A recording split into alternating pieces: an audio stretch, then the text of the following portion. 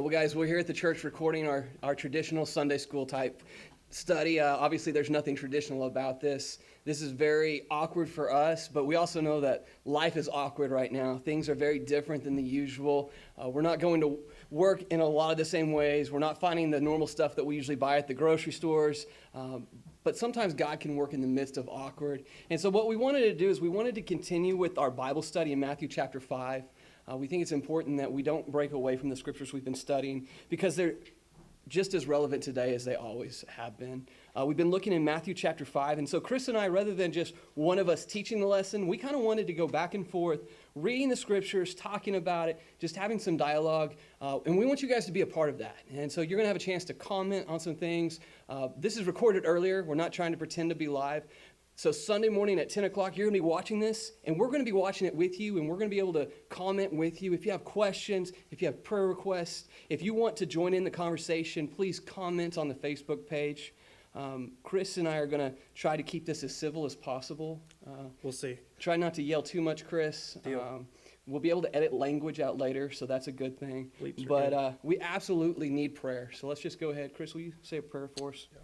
God, we love you. Thank you for this opportunity that we can just come here, God, and just teach your word. God, we know this is not normal for us, Lord God, but we know that we want to glorify you with what's taught. God, be with Ross and myself as we just teach this to the best of our ability. God, be with anyone who's listening, maybe even just checking out for the first time. Lord God, I pray that they would just hear your word taught. Father God, that this would be just a resource. God, we love you so much. In Jesus' name I pray. Amen. Amen. All right, you want to go and just start reading in Matthew 5? Yeah, we're going to be in Matthew 5, starting in verse 38. So, you have heard that it was said, an eye for an eye and a tooth for a tooth. But I say to you, do not resist the one who is evil. But if anyone slaps you on the right cheek, turn to him the other also. And if anyone would sue you and take your tunic, let him have your cloak as well. And if anyone forces you to go 1 mile, go with him 2 miles. So we've got these scriptures, and I think a lot of people have probably heard these scriptures and probably formulated their own ideas of what this means. I think we kind of just need to go through it a little bit and discuss it, and then kind of come up with some of these main ideas. And so you've probably heard this before. Somebody's mad at somebody, or they're referring to somebody who's hurt them, and they quote these scriptures. They'll be like, well, you know, the Bible says an eye for an eye. The Bible says a tooth for a tooth, and it's their way of justifying retaliation. Obviously, that's not what this is talking about. Right, correct. In fact, that's what we talk about completely out of context. And so when you hear these verses, what's like the ultimate, if you were to just give this like a one-sentence summary, what would you say about this? Man, I would say I don't know if I can do it in one sentence or not, but we'll see. How about a paragraph? Yeah, a paragraph, thank you, much better. But I think it's this whole idea of when we look at this, it's the law of retaliation in the Old Testament, that people are not going too far. They're not plotting. They're not trying to seek revenge in that they are letting the situations speak for themselves, and that there are things set up in place to handle these situations, so you don't necessarily need to take vengeance out for yourself. Well, you know, because I think that's one of the things that we miss sometimes is we read this and we see it as an eye for an eye and a tooth for a tooth, and we automatically think, so in other words, if somebody pokes out my eye, that means I'm allowed to go for their eyes. And we think that it's telling us what's the least amount we should do. But really, the Old Testament in Exodus and Leviticus and Deuteronomy, when it's using this law, it kind of sets a standard for how far we can go. Right. And it was meant for more the government to do it rather than just individuals. And so it almost limited what retaliation could be. You notice it doesn't say like an eye for a tooth. Right. I think we'd all, or even more so like a tooth for a life. I mean, if I bust out your tooth, you're not allowed to kill me. Right. And so it kind of almost like set this maximum standard. And yet I think a lot of times when people think of retaliation, they want to set it as the minimum standard. Right. I mean, and I think Jesus right here is he's not coming to completely abolish the government. He's not coming to completely get rid of the court systems and the things that are set in place, because we know God orchestrated those, even in the Old Testament. But it was the Sermon on the Mount so far is that Christ came to fulfill the law, not abolish the law. But what he's doing is he is taking this cultural context and he's flipping it upside down for them so that they can understand that you don't have to keep living this way, because living this way is going to further cause you to be, still trying to act like you're under the law. Right, and at the time, one of the things that was going on is the Pharisees had taken this retaliation law, this eye for an eye, and what was meant to be kind of like that maximum standard, they were trying to apply it to even like relationships. Like, for example, if I'm your friend and I get mad at you or I insult you, the idea the Pharisees wanted is that you should get back at me. And they wanted everybody to be held to this standard of, even if in your personal relationships, you should hurt somebody back if they hurt you, whether that's emotionally, legally, even in the government. And so I think they were addressing some of what was going on with the Pharisees and this attitude of, like, you have to retaliate back. And I think Jesus is, like you said, flipping it upside down and saying, don't retaliate. Why is that so hard? I mean, because we're natural sinful people. I mean, and that we, if somebody wrongs us, like something inside of us is just like, I got to get them back. Yeah. Because it hurts our pride. Oh, that's a good word, pride. Yeah, it hurts our just, maybe as a man, you feel like less of a man if somebody did something to you and it's causing you to, like, question your manhood almost. Yeah. Well, I mean, and this, whenever he says, what was it, verse 39, when he says, but I tell you, don't resist an evildoer. On the contrary, if anyone slaps you on your right cheek. Now, why do you think it's significant that he says right cheek there? Well, just everything that I've studied and read is talking about, like, I think just even in our culture, I think one of the most disrespectful things somebody can do to you is just straight up backhand slap you.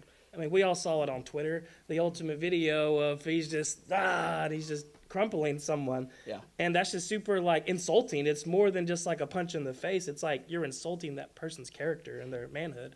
Yeah, this was talking more than just a physical damage. It was talking about an emotional, like this I'm embarrassed. And I don't know if you've ever been embarrassed before, Chris. When you look like this, you just got to get used to it. You just go with it, Yeah. But when somebody offends you, man, we live in this society where the idea is if you offend me, I'm going to go after you and I'm going to offend you. Right. And usually, I mean, when we try to do it, we escalate it too. It's not just that we try to offend you the same way, but it's like if you attack me, I'm going to attack you even stronger. Right. And Jesus is putting an end to that. And as Christians, as hard as it is, we've got to learn that part of growing in Christ is to if we get offended, we have to just let it go. Yeah, now the Bible talks several times about this whole idea of meekness. And when we were studying meekness several years ago in a small group I was doing, that the definition I heard of meekness was you lay down your right to be offended. And that's super hard because, just the world we live in is most people are going, not most people, but a lot of people are going to do what they can. No matter what decision you make, no matter what you do, somebody is always going to be critical and find something negative to say about it. Even the decisions you make, even the decisions that we're in right now. Yeah, right now we had to make the decision to cancel services. Nobody wanted us to cancel services. We didn't want to cancel services. But a lot of people are going to be critical of that and be like, man, the Avenue's just scared. They don't have faith. And so it'd be really easy for us to be like, no, you're the ones who don't have faith. Or, we're pointing out church. But we can't retaliate like that even as a church. Right, and I think it's important that, just the whole thing of this is like, when it comes to teaching God's word and even loving one another, it's that we're trying to be like Christ in all that we do, and that we are trying to push people towards Christ. So, like I said, this whole idea of turn the other cheek, that when you are offended, when you are insulted, that you're just not sitting there stewing for a long time. You're not sitting there waiting. You're not sitting there plotting each and every night of how you can get back on them and how far you can go. Chris, have you ever caught yourself doing that? Like, even in small ways, like, how can I get this person back? And how does that affect your walk with Christ? Well, naturally, even like in the roast society, like, I'm a killer. Like, not an actual killer, but like... yeah, I've seen your roast game. I'm a verbal strong. killer. Yeah. Killers kill. Zion Williamson said it, that you do what you're supposed to do. Yeah. So I know my heart, and I know it's wicked, so I try really hard not to be that, because when I am that, then I'm controlled. My thoughts and I'm very witty, so I don't have to think about my roast. They just come out. Yeah. But if I do have time to think about it, it would be nuclear. Yeah. So I know that that's definitely not beneficial to my thoughts, because, part of loving the Lord your God is loving him with your mind. And when I am constantly plotting on how can I make someone feel small by what I say, then I'm definitely not honoring God with my mind. Well, the scriptures talk about thinking about things that are higher. And we can't do that if we're dwelling on how to get people back. And so now I'm going to bring up this because I know a lot of people are going to hear this and they're immediately going to go to this idea of protecting ourselves. Right. And we talked a little bit about it beforehand, but I just want to get your thoughts on, do you think this is specifically talking about, like, if somebody is physically harming you, that you should just stand there and take it? Well, last night around midnight, a couple of my younger, less wise brothers, we were talking about this right here. And I would say in no way it means to let somebody absolutely just beat the snot out of you. I don't think we can find that anywhere in Scripture, because that's not what it's talking about here. Because part of loving your neighbor and loving yourself is stopping them. And if you love yourself, you're not going to let yourself absolutely get destroyed. But also in the same sense of protecting someone else. Yeah. Like if your wife or daughter or someone's being attacked, and you're just like, turn the other cheek to them, Mia. Yeah. Like, that's not going to happen. That's not No. how we're naturally going to be wired. And I don't think that that's what this scripture is referring to. In fact, if you look at Jesus, whenever he is going to the cross, at one point in time, he's even smacked. And instead of just letting it happen, he uses the scriptures to say, why do you do this? Right. He didn't just physically say, oh, beat me, it's okay. While he put himself through that, he also understood that it's okay to stand your ground, and that these scriptures aren't really referring to the idea of, even though we could tie it into it, this is really more referring to the idea of, like you said, laying down your right to be offended. And verse 40 talks about the shirt and the coat, or the tunic and the cloak. You've probably read in the Old Testament where it was legal to be able to sue somebody's shirt. We talk about that, in society today, like, oh, they're going to sue the shirt off my back. Mm-hmm. But this was really a thing in Jewish society, and it happened that people would get sued and lose their shirts. So how does this apply to this idea of, if somebody wants to take your shirt, you give them your coat as well? I mean, how do you see that applying today? I think, just the whole thing of it, I think one thing we need to look at is that Jesus' point here is not for you to be naked and beat up in the street. No. Jesus' point here is even not to even be broke and beat up in the street or anything like that. It's just the point of even the Roman soldiers, they're the ones who were governing at the time, obviously their soldiers are very, harsh and critical sometimes, so that they would try to force themselves onto people and try to force them to do something. And then our natural reaction is to, or even in today is like, our natural reaction, like I said, is to get back, or that's mine. I earned that. Protect what's yours. I gotta this protect is mine and what's my mine. own. Yeah, I gotta. You're not gonna have that. I've worked hard, and so. But Jesus is telling them that if they're forcing you to do something, go 2 miles. Why? Because it's going to show your love of God, but it's also going to show your love for them, even if they don't understand what you're doing. Yeah, and I think we see that today, like when we have to give up something that belongs to us, it's hard to do sometimes. Right. And I think part of the teaching here is also that we can't hold on to our material possessions, like that we can't be so in love with our stuff. And we're going to talk next week about verse 42, but this idea of giving and being generous, we can't be so tied to our earthly possessions that if somebody takes our shirt, that we're not willing to go ahead and give up our coat too, that we're so tied to these earthly things. You were bringing up this idea of the second mile. Verse 41 talks about the second mile, and some of you guys may know this, but the Romans were allowed to make Jewish citizens, because they were under their rule, to carry their pack and their belongings for 1 mile. And that was the maximum they could make them. And so the Jews had it down to the number of steps they were allowed to take. And once they took that last step, they could throw the stuff down and they were done. And Jesus is coming in and he's saying, if the government makes you walk a mile, go the second mile. I think this is something the church has to learn to do, is go the second mile. I mean, whenever I think about the kind of friend, the kind of employee, the kind of family I want people that are willing to go the second mile. Jesus was always willing to go the second mile. And I think whenever it talks about this second mile, I've heard Eric say it a lot, second mile, second nature. How can we make that our second nature, to be willing to go the second mile for people? I think a lot of it is first, obviously, dying to yourself. Yeah.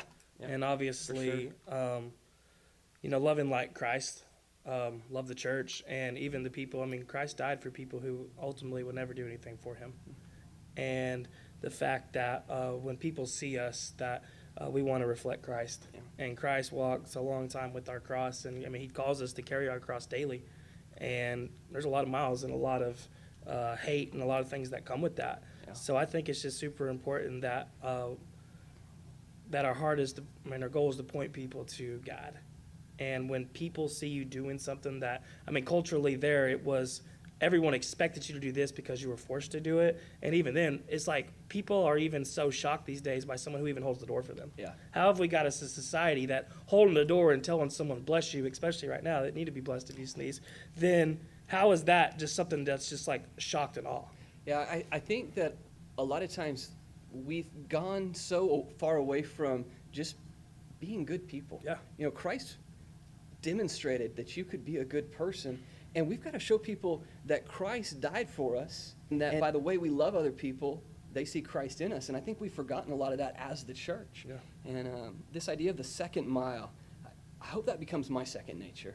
Not just for people that I love either, but the people who want to harm me. I need to be willing to go that second mile for them. The church has to be going the second mile. If people don't see us going the second mile, then they don't want to go with us. And I think when people see Christians and the church start taking the initiative to go that second mile, that non-believers will see it and say, I want to be a part of that. Yeah. There's something better there. Because let's be honest, the rest of the world will not be willing to go the second mile. And so we have to be a people that go the second mile. And so I'm just going to give some questions just for you guys at home to talk about with your family, to think about, to comment on, just to kind of summarize some of this teaching. Obviously, this is a lot to do with retaliation and how you respond in humility and how you handle things when people offend you. And so my first question I want you guys to discuss is, in what way have you retaliated, or are you currently retaliating against people? Discuss some ways that in every day that maybe you're retaliating. Maybe it's against your parents. Maybe it's against your kids. I know I'm holy, so I would never do that to my kids. But sometimes, when it's late at night and I'm mad at them, I might go into the room and pound some pans just to wake them up because I'm mad. No, I wouldn't do that. But sometimes we retaliate in weird ways. But all of that goes back to this idea that as Christians, we shouldn't be retaliating like that. And so that's the first question. In what ways do you retaliate against people? The next question is, why is it important not to retaliate? As a Christian, as a follower of Christ, what example do you set when you're retaliating against people? How have you seen it hurt other people? Parents, maybe you can talk with your kids about how you've retaliated and it hurt your witness. Talk about sibling relationships and why it's so important for siblings to not retaliate and what happens when they do. And we kind of vaguely covered this, but I think we need to talk just a little bit more about this last question is, how did Jesus demonstrate not retaliating? I mean, ultimately,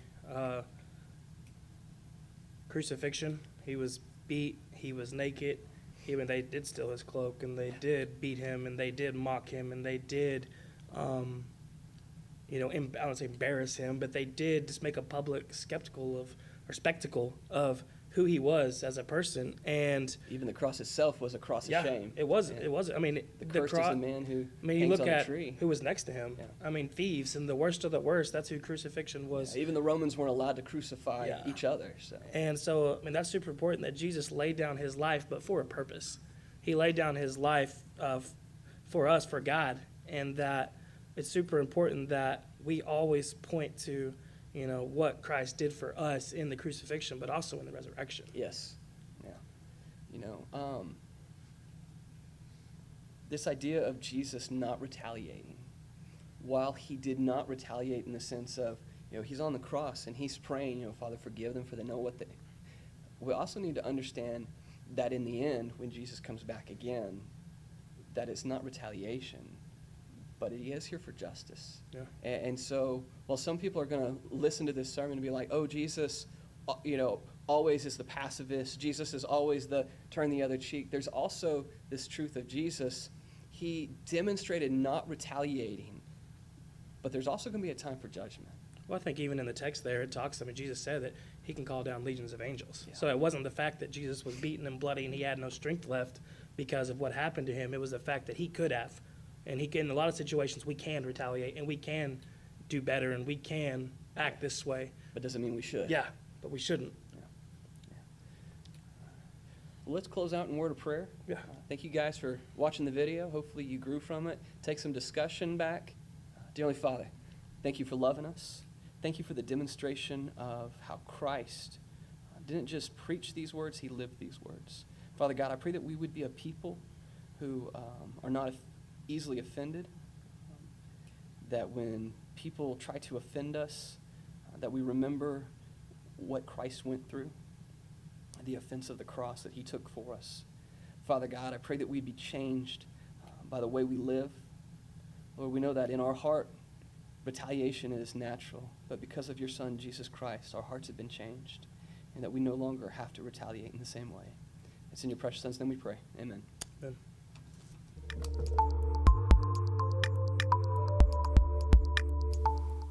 Well, hey guys, we're up here at the Avenue building, and as you know, there's a lot of things that are different, but what's not different is we're still ministering at the Avenue.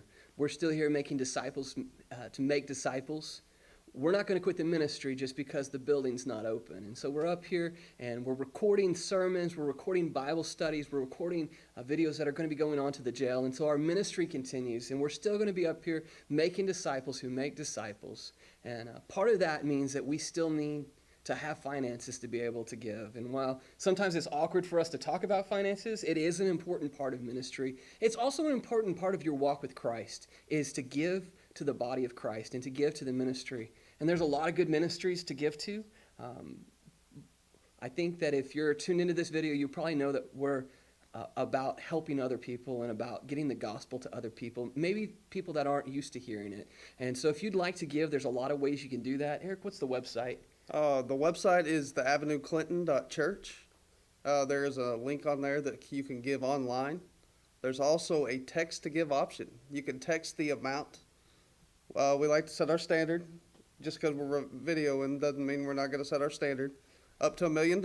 Yeah, no more than $1 million, guys. We know you all are generous, but no more than $1 million. But text the amount to 84321. And when you text that, it kind of gives you like some options to choose what to give to and how to give. So there's a few steps, but it's a good way to give. You can give through debit card, you can give through checking accounts. And so we just encourage you to pray about it, to give generously so that we can continue the ministry here at the Avenue. Eric, will you pray for us? You betcha. Father, we come to you this morning, and we just want to thank you again that in spite of what's going on, God, we know you're in control. God, remind us that daily. Father, I pray that you would just reach our hearts and stir in us today. And Father, I pray that you would continue to provide for us financially, spiritually, physically, God, as we go through a lot of these unknowns. God, we trust you, and we know that you're going to take care of us, and we know that you're going to do something amazing through this time. And it's in your Son, Jesus' name we pray. Amen. All right, stay tuned for just a few more minutes, guys, and we're going to have a great sermon or a great Bible study following this.